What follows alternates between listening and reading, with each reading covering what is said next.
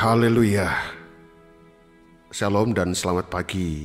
Bagi jemaat Tuhan, kita bersyukur pada saat pagi hari ini kita beri kesempatan kembali dalam ibadah raya yang walaupun mungkin pada saat ini kita melaksanakan ibadahnya di rumah masing-masing, tapi kita sangat yakin bahwa 2-3 orang berkumpul dengan sehati, maka Tuhan akan ada di tengah-tengah mereka.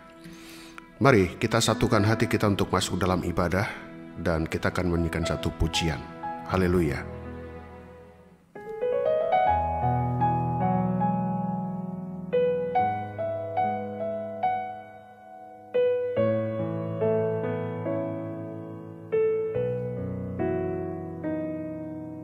Hatiku tenang berada dekatmu, Kaulah jawaban hidupku. Hatiku tenang berada dekatmu, Kau yang pelihara hidupku. Pertolonganmu begitu ajaib, Kau telah memikat hatiku. Di saat aku tak sanggup lagi, di situ tanganmu bekerja. Pertolonganmu begitu ajaib, Kau telah memikat hatiku. Kini mataku tertuju padamu, ku rasakan kasih-Mu, Tuhan.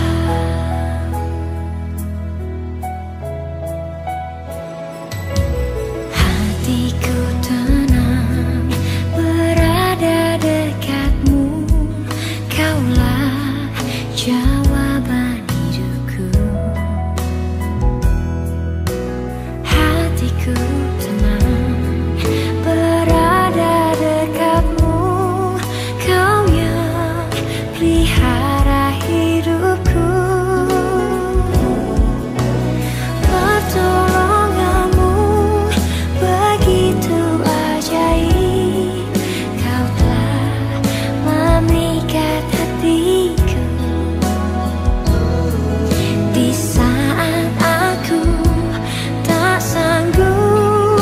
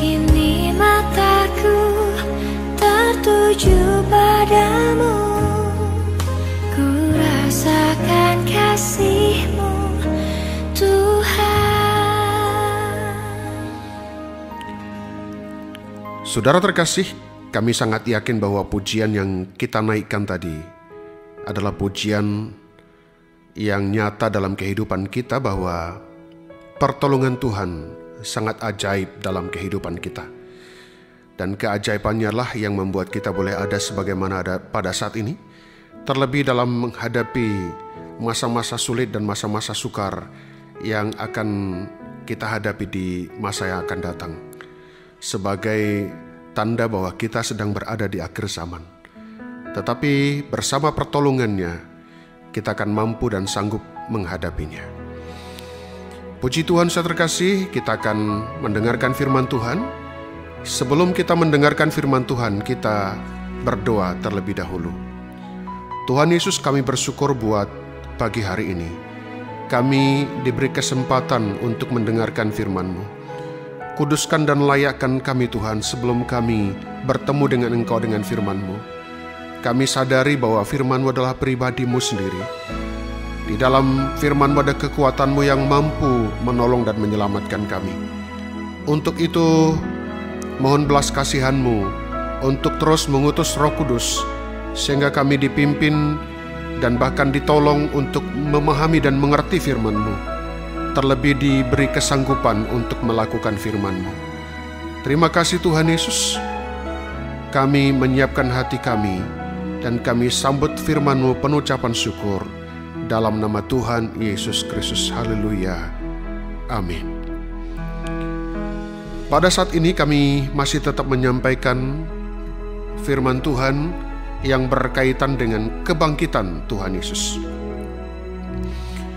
Meskipun perayaan Paskah sudah kita lewati, namun gaungnya tetap kita akan rasakan setiap saat. Kebangkitannya merupakan pembuktian kemenangan atas maut yang Allah nyatakan lewat putranya Yesus Kristus. Kami akan sampaikan bagaimana kebangkitan itu akan bermakna dan berpengaruh dalam setiap kehidupan orang yang mempercayainya. Dan biarlah kebangkitan Yesus juga mampu membangkitkan semangat kita untuk memberi diri kita bagi Dia dalam kehidupan kita sehari-hari dan juga dalam pelayanan kita. Nah, saudara terkasih, dimanapun saudara berada pada saat ini, riwayat hidup Yesus tidak berakhir pada saat kematiannya. Hari Jumat Agung disusul oleh hari Paskah. Pada hari yang ketiga, Ia bangkit pula dari antara orang mati. Nah, kisah itulah ternyata bahwa kematian Kristus menjadi kemenangan atas dosa, atas maut, dan atas iblis. Dan oleh kebangkitannya dinyatakan bahwa Yesus itu Kristus, Anak Allah dan Tuhan kita, dalam Roma 1 ayat 4 dan Kisah Para Rasul 2 ayat 32. Bahkan harapan kita tentang masa depan juga semata-mata berdasar pada kebangkitan Yesus, dalam 2 Korintus 1 ayat 9 dan 1 Petrus 1 ayat yang ketiga. Nah, saudara terkasih, menurut kesaksian Alkitab, Yesus tidak dibangkitkan dari kematian semu. Ia benar-benar telah mati dan Dia bangkit. Bukan rohnya saja, tetapi dapat dilihat sebagaimana manusia yang bertubuh. Nah, dalam hal ini, ada dua hal yang dengan jelas dikemukakan dalam Alkitab. Yang pertama, Dia yang telah bangkit itu benar-benar manusia bernama Yesus, orang Nazaret. Para rasul sudah melihat bekas-bekas paku, bahkan melihat Dia makan, dalam Lukas 24 ayat 36-43. Tetapi kedua, ada juga perbedaan antara rupa manusia Yesus dahulu dengan Dia yang sudah bangkit, dalam Markus 16 ayat 12. Ada diceritakan bahwa Dia yang telah bangkit itu masuk ke dalam rumah yang pintunya terkunci, dalam Yohanes 20 ayat 19. Rasul Paulus berkata tentang sebuah tubuh rohani dalam 1 Korintus 15 ayat 44. Tetapi orang yang ingin tahu sampai mengerti segala-galanya mereka disebutkannya orang bodoh dalam ayat 36. Nah, saudara terkasih dimanapun berada, sebab itu baiklah kita arahkan perhatian kita kepada soal praktis. Apakah faedah kebangkitan Kristus untuk kita? Nah, yang pertama, kita beroleh pengampunan dosa dan menjadi orang yang benar di hadapan Allah berdasarkan kemenangan yang diperjuangkan Kristus sebagai pengganti kita dalam Roma 4 ayat 25 dan 1 Korintus 15 ayat yang ke-17. Yang kedua, oleh karena manusia lama itu sudah disalibkan bersama Kristus, maka dalam hidup itu kita dibangkitkan untuk memulai satu kehidupan yang baru dalam Roma 6 ayat 5 sampai dengan ayat yang ke-6. Yang ketiga, oleh karena Yesus adalah manusia pertama yang sudah dibangkitkan, maka kita pun menanti-nantikan kebangkitan kita juga pada waktu kemenangannya akan dinyatakan kelak dalam 1 Korintus 15 ayat 20 sampai dengan ayat 23. Nah, saudara terkasih, jadi jelas bahwa Injil dapat juga disebut Injil tentang Yesus dan tentang kebangkitannya. Kisah Para Rasul 17 ayat 18. Andai kata ia tidak benar-benar dibangkitkan, maka pemberitaan gereja hanyalah omong kosong belaka, dan kepercayaan kita tidak ada isinya. Kita masih tetap takluk kepada dosa, dan tetap menjadi warga negara kerajaan maut dalam 1 Korintus 15 ayat 12 sampai 19. Tetapi Kristus telah bangkit. Dialah Tuhan yang hidup kini dan untuk selama-lamanya. 1 Korintus 15 ayat 20. Syukurlah bagi Allah yang sudah memberikan kepada kita kemenangan, yakni dengan perantaraan Yesus Kristus dalam 1 Korintus 15 ayat 57. Nah, saudara terkasih, dimanapun saudara berada pada saat ini, kekristenan memahami Paskah sebagai perayaan dan peringatan kebangkitan Kristus dari kematian.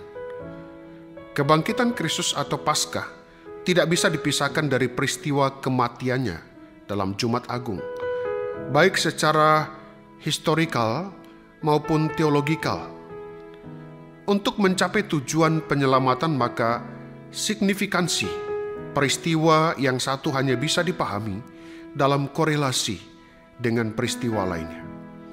Nah, Paulus menegaskan, sebab yang sangat penting telah kusampaikan kepadamu, yaitu apa yang telah kuterima sendiri, ialah bahwa Kristus telah mati untuk dosa-dosa kita, sesuai dengan kitab suci, bahwa ia telah dikuburkan, dan bahwa ia telah dibangkitkan pada hari yang ketiga, sesuai dengan kitab suci dalam 1 Korintus 15 ayat 3 sampai dengan ayat yang keempat.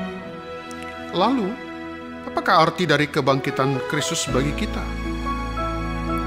Saya terkasih, arti kebangkitan Kristus ada beberapa yang bisa kami sampaikan. Nah, yang pertama, konfirmasi kebenaran pernyataannya dan kebenaran prediksi kitab suci. Yang kedua, bukti keilahiannya. Yang ketiga, verifikasi korbannya yang sempurna dan diterima oleh Bapa. Yang keempat adalah transformasi bagi manusia. Yang kelima adalah fondasi dari kekristenan. Dan yang keenam adalah memberi dampak pada kekekalan dan kekinian kita. Nah, saudara, pada saat ini khusus kami menyoroti, yaitu kebangkitan Kristus sebagai peristiwa transformatif yang dihubungkan dengan kehidupan orang percaya. Kata transformasi berasal dari dua kata, yaitu trans dan form. Trans berarti dari sisi satu ke sisi lain, atau melampaui, sedangkan form berarti bentuk atau rupa. Jadi transformasi berarti perubahan bentuk yang lebih dari atau melampaui perubahan dalam bungkus luar saja. Jadi pada dasarnya transformasi berarti perubahan. Nah, saudara terkasih, Rasul Paulus menghubungkan kebangkitan Kristus dengan kehidupan baru yang dialami orang percaya. Sama seperti Kristus telah dibangkitkan dari antara orang mati oleh kemuliaan Bapa, demikian juga kita akan hidup dalam kehidupan yang baru, dalam Roma 6 ayat yang keempat. Nah, secara judikal, orang yang telah mengalami hidup baru telah mengalami perubahan atau transformasi status atau posisi dari orang berdosa menjadi orang benar, dari musuh Allah menjadi anak Allah, dari kematian kekal mendapat hidup yang kekal, dari orang yang terkutuk menjadi orang yang diberkati, dari penyembah berhala menjadi penyembah Allah yang hidup dan benar. Nah, saudara terkasih, dimanapun berada, hidup baru merupakan satu perubahan radikal. Satu perubahan pada akar natur kita, yaitu pemberian kehidupan rohani yang baru. Pada dasarnya, manusia telah mati secara rohani dan tidak mungkin dapat bekerja sama dengan Allah untuk menghidupkan dirinya sendiri. Karena itu, pemberian hidup baru merupakan tindakan Allah dalam Kristus melalui karya Roh Kudus, dan manusia hanya menerimanya. Nah, Paulus mengatakan telah menghidupkan kita bersama-sama dengan Kristus, sekalipun kita telah mati oleh kesalahan-kesalahan kita. Oleh kasih karunia kamu diselamatkan, dan di dalam Kristus Yesus Ia telah membangkitkan kita juga dan memberikan tempat bersama-sama dengan Dia di sorga, dalam Efesus 2 ayat yang kelima. Nah, di sini kata kerja menghidupkan memakai bentuk aorist tense yang berarti tindakan yang seketika atau sekejap. Nah, saudara terkasih, dimanapun berada, pemberian hidup baru ini mempengaruhi seluruh keberadaan kepribadian, yaitu pikiran, hati, kehendak, emosi. Nah, Alkitab menyebutkan sebagai pemberian hati yang baru dalam Yehezkel 36 ayat yang ke-26. Nah, hati menurut Alkitab adalah inti rohani dari satu pribadi, pusat dari seluruh aktivitas, sumber yang darinya mengalir semua pengalaman mental dan spiritual, berpikir, merasakan, menghendaki, mempercayai, dan sebagainya. Bandingkan dalam Matius 15 ayat 18 sampai dengan 19. Pemberian hidup baru menghasilkan hati atau kardia dan pikiran atau nous yang diubahkan, yang memimpin kepada karakter yang diubahkan dan kemudian menghasilkan hidup yang diubahkan dalam 2 Korintus 5 ayat yang ke-17.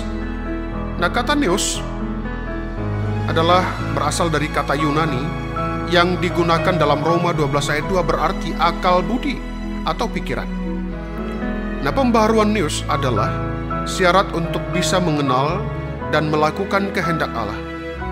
Apa yang diyakini oleh pikiran atau nous akan mempengaruhi perilaku, behavior seseorang dalam Roma 14 ayat 1 sampai dengan 8. Pembaharuan akal budi atau nous akan menghasilkan perubahan perilaku, yaitu behavior transformation. Nah, yang dimaksudkan dengan perilaku atau behavior adalah karakter, sikap, perbuatan, atau tindakan seseorang yang dapat dilihat, dapat diamati, dan dapat diukur. Jadi perubahan perilaku akan teraktualisasi dalam sikap, tindakan, dan perubahan karena telah mengalami pembaharuan dari nous. Dalam Efesus 4 ayat 14 sampai dengan ayat 32.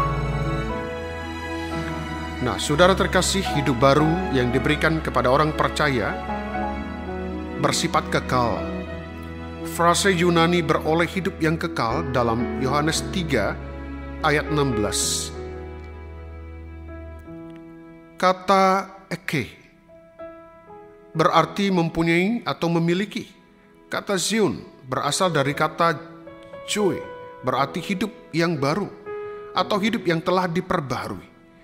Jadi Allah memberikan atau mengorbankan anaknya yang tunggal untuk mati di kayu salib dan bangkit pada hari yang ketiga untuk memberikan hidup kekal kepada manusia sebagai kontras dari kebinasaan.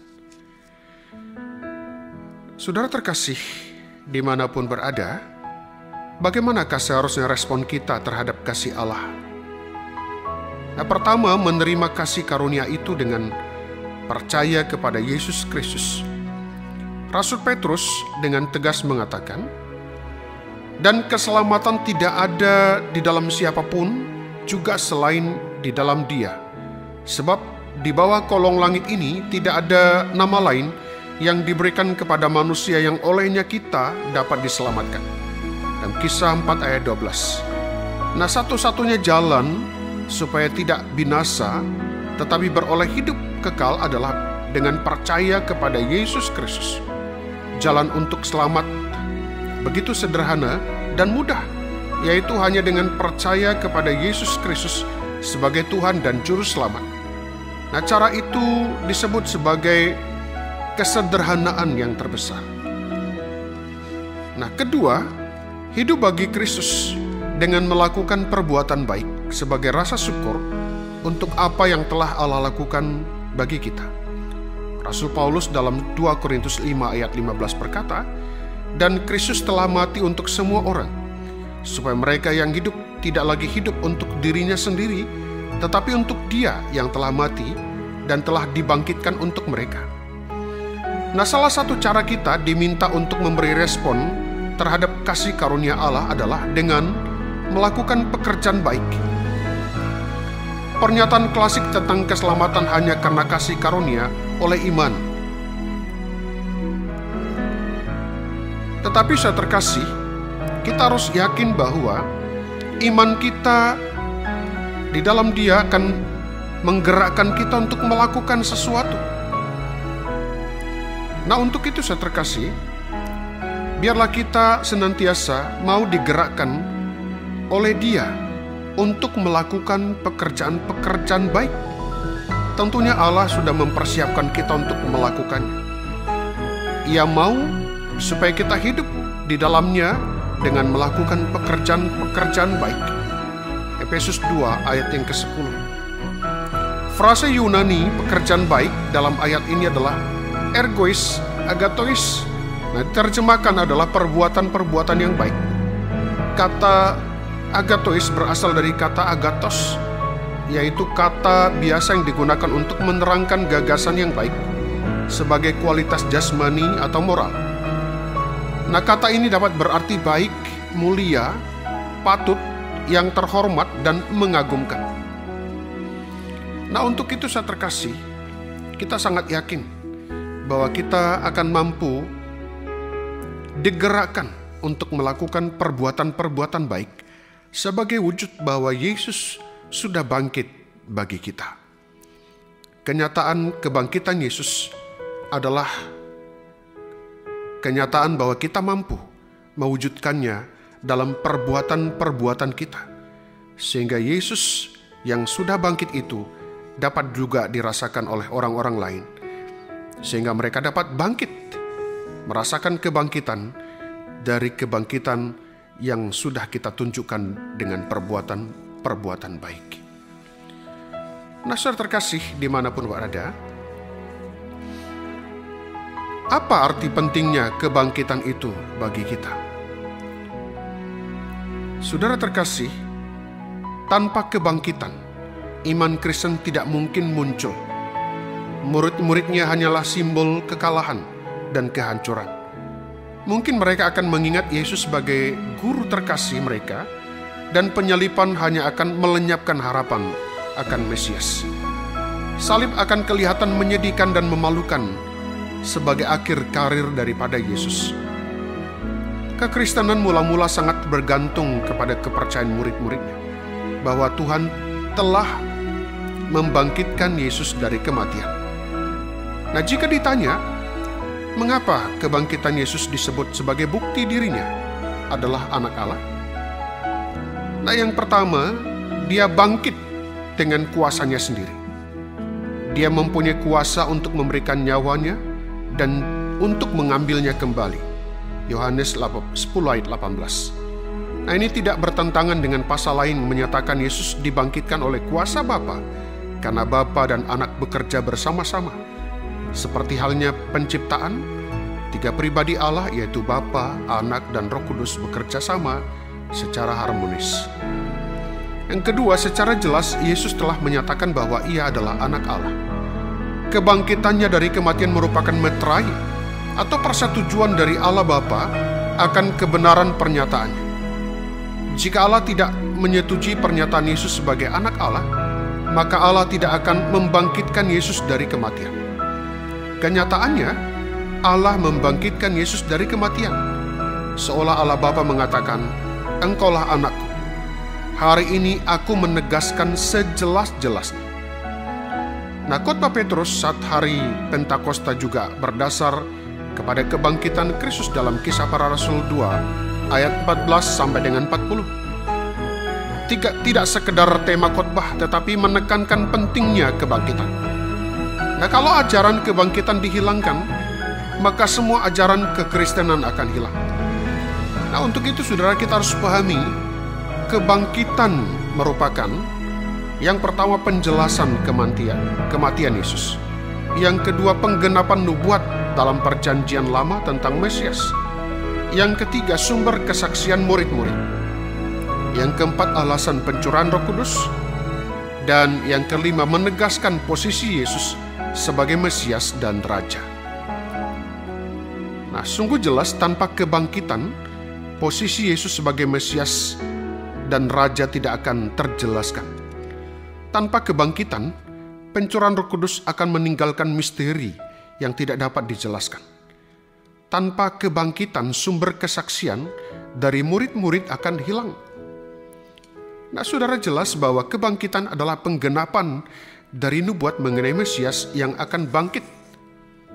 Dalam Mazmur 16 ayat 10, bahwa Dia berkata tidak membiarkan orang kudusmu melihat kebinasaan. Jelas bahwa khotbah pertama kekristenan berdasar kepada Yesus yang telah dibangkitkan. Nah, perjanjian baru bergaung pada fakta kebangkitan Yesus. Injil-Injil mencatat pernyataan Yesus bahwa Ia akan dikhianati, dibunuh, dan bangkit lagi. Mereka menyaksikan bahwa kubur telah kosong dan Ia menampakkan diri kepada murid-muridnya seperti yang telah dikatakannya. Nah, Kisah Para Rasul mencatat kebangkitan Kristus sebagai fakta dan membuatnya menjadi pusat pengajaran. Surat-surat dalam Perjanjian Baru dan Kitab Wahyu menjadi tak berarti tanpa kebangkitan Yesus. Kebangkitan diterima baik oleh keempat Injil yang terpisah.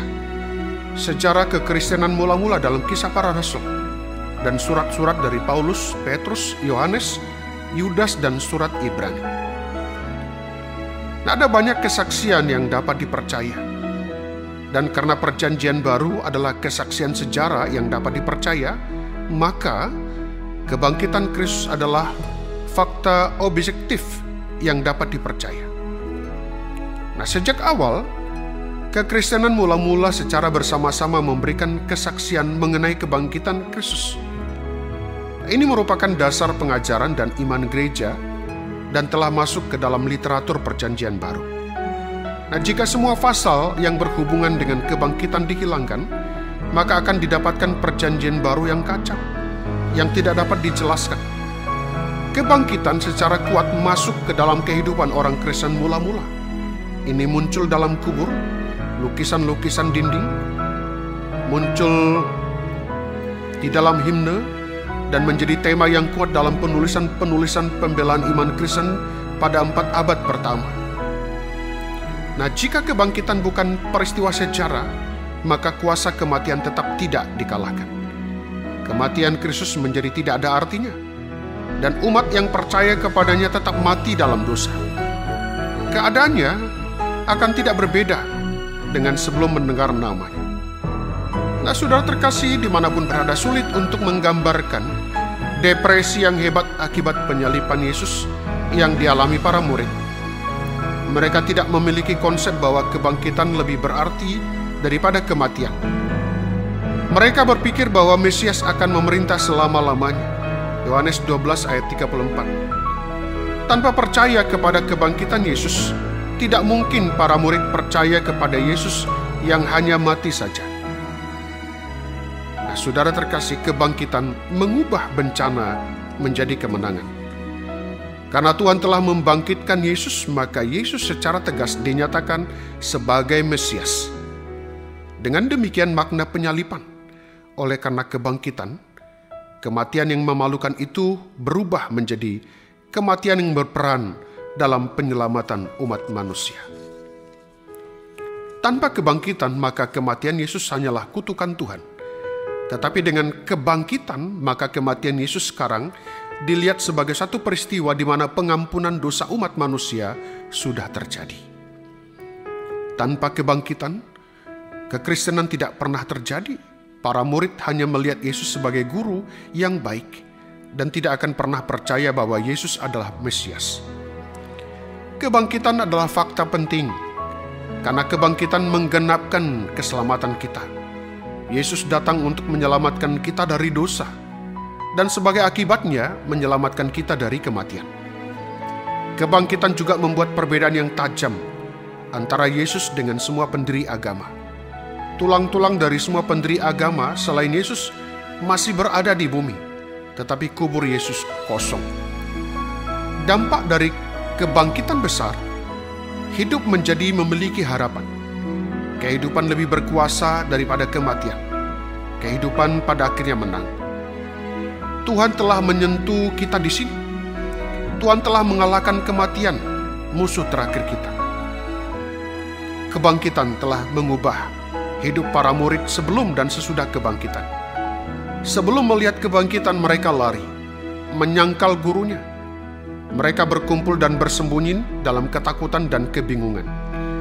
Setelah melihat kebangkitan, mereka diubah dari ketakutan menjadi rasul yang berani dan percaya diri, menjadi penginjil yang mempengaruhi dunia, bersedia mati martir dan bersukacita sebagai utusan Kristus. Nah, saudara terkasih, dimanapun berada, kepada siapakah saudara mempercayakan hidup Anda? Apakah yang Anda percaya mempunyai kuasa kebangkitan? Apakah yang Anda percaya mempunyai kuasa terhadap kematian? Nah, jika Anda belum mempercayai Yesus, percayakan hidup Anda sekarang juga kepadanya, yang telah bangkit dan mengalahkan kuasa kematian.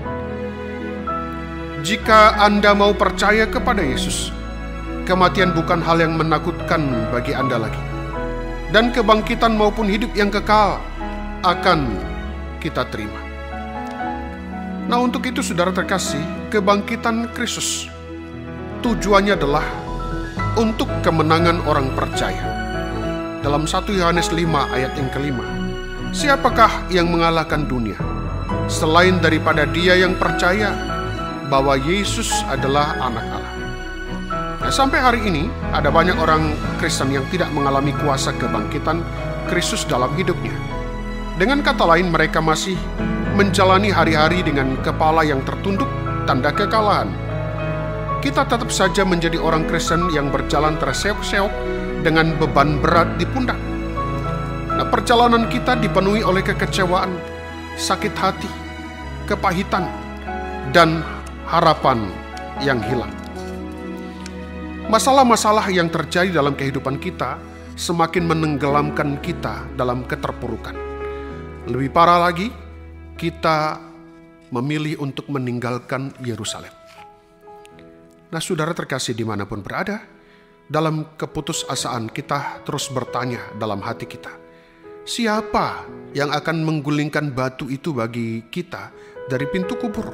Dalam Markus 16 ayat 3. Nah, batu adalah gambaran dari masalah dan tantangan dalam kehidupan ini.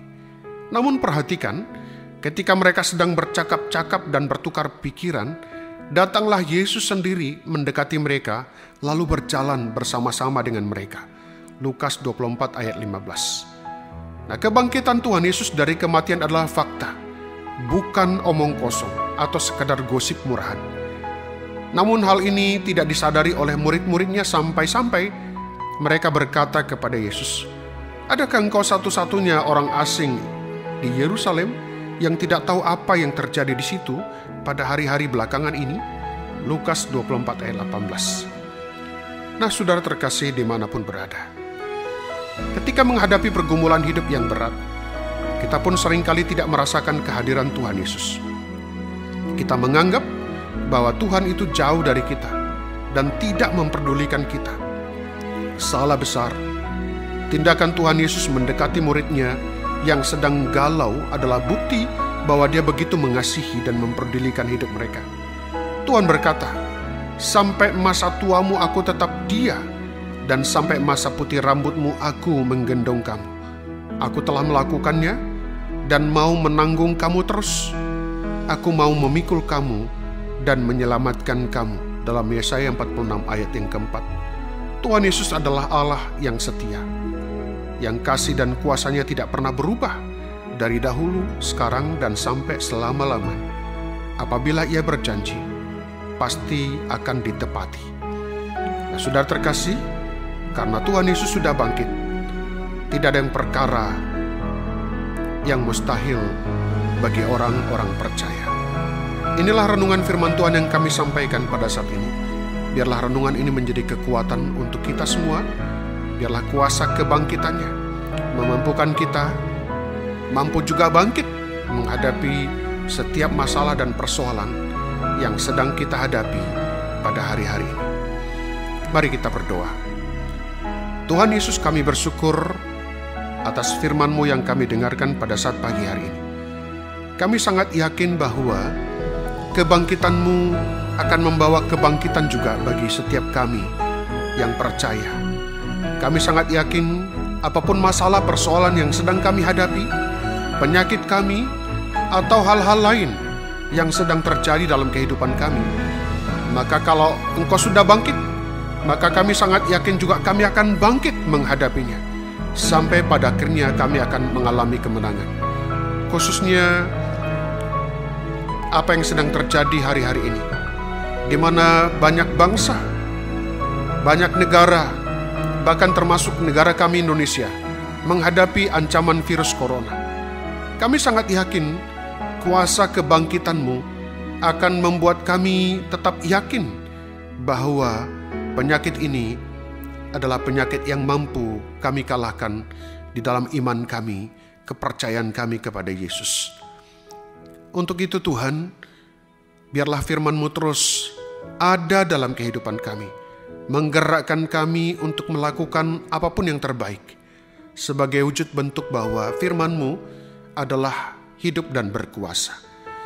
Pada saat ini kami juga berdoa buat jemaat-Mu yang tidak bisa mendengarkan firman-Mu, atau pada saat ini tidak bisa beribadah. Biarlah Engkau menolong mereka, memimpin mereka, yang sakit sembuhkan, yang lemah berikan kekuatan, yang punya masalah persoalan Engkau selesaikan, bahkan yang bimbang pertetapkan hati mereka, yang undur dari Engkau tarik dengan cara dan kuasa-Mu, di dalam nama Yesus Kristus. Kami sangat yakin Engkau akan menolong dan memberikan jalan keluar untuk setiap kami. Pergumulan kami untuk rumah ibadah kami serahkan dalam tangan. Yang terbaik Engkau akan sediakan. Kami juga berdoa untuk orang tua kami yang telah menyediakan tempat untuk kami memuji nama-Mu. Berkati senantiasa. Berkati negara kami ini Tuhan. Berkati para pemimpin kami, khususnya dalam menghadapi ancaman dari virus corona yang mengakibatkan masalah ekonomi, masalah sosial, masalah kesehatan. Kami sangat yakin Engkau akan memberikan jalan keluar bagi negara kami dan para pemimpin kami dengan mengambil kebijakan yang terbaik sesuai dengan kehendak-Mu. Kami sangat yakin melalui masalah ini akan banyak orang datang kepadamu, bertekuk lutut kepadamu, mengaku Engkau adalah Yesus Tuhan kami yang menyelamatkan kami. Oleh kuasa kebangkitan-Mu boleh nyata juga di dalam negara kami. Terima kasih Tuhan. Para medis kami serahkan dalam tangan-Mu. Mereka adalah garda terdepan untuk mengenangani dari pasien-pasien yang sedang terinfeksi. Urapi mereka Tuhan. Urapi makanan, minuman, obat-obatan. Kami percaya kuasa-Mu akan bekerja dalam setiap kami yang berharap bersandar kepadamu. Terima kasih Tuhan Yesus. Kami menyerahkan sepanjang hari dan sepanjang minggu yang kami akan lewati ke depan. Bersama-Mu kami akan kuat. Bersama-Mu kami akan menang. Bersama-Mu kami akan sembuh. Kami akan melihat keajaiban-keajaiban-Mu berlaku dalam kehidupan kami. Terima kasih Tuhan Yesus. Kami terima janji-Mu. Kami terima kemenangan. Kami terima kebangkitan-Mu. Dengan penuh ucapan syukur. Di dalam nama Tuhan Yesus Kristus kami sudah berdoa. Haleluya. Amin.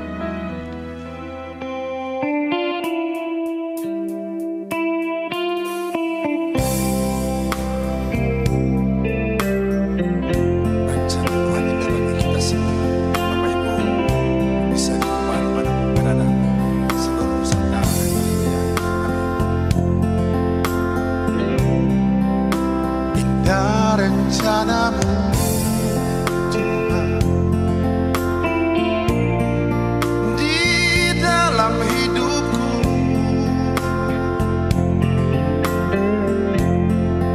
walau ku tak tahu dan tak ku mengerti semua jalanmu.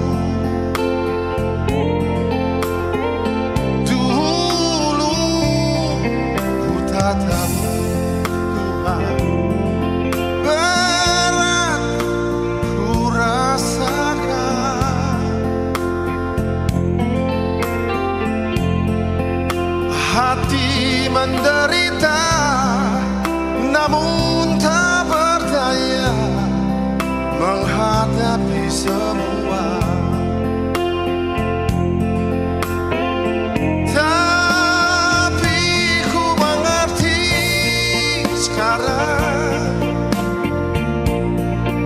Kau tolong padaku,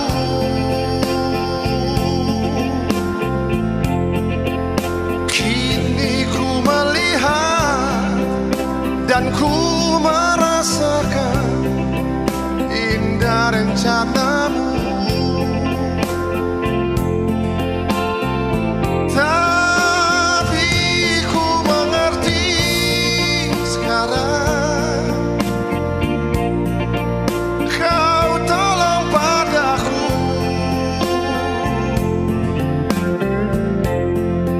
kini ku melihat dan ku merasakan indah rencanamu.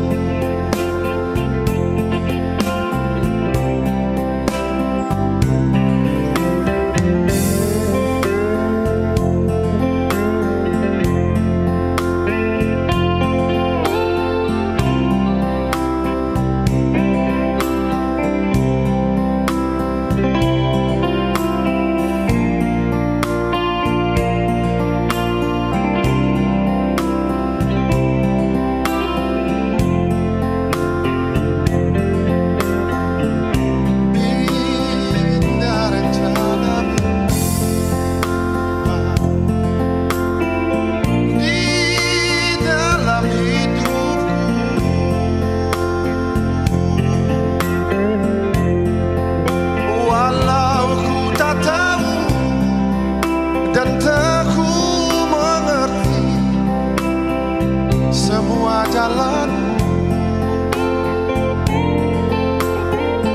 Dulu ku tak tahu,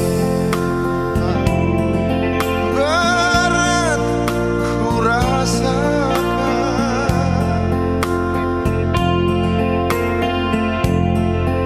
hati menderita namun tak berdaya menghadapi semua.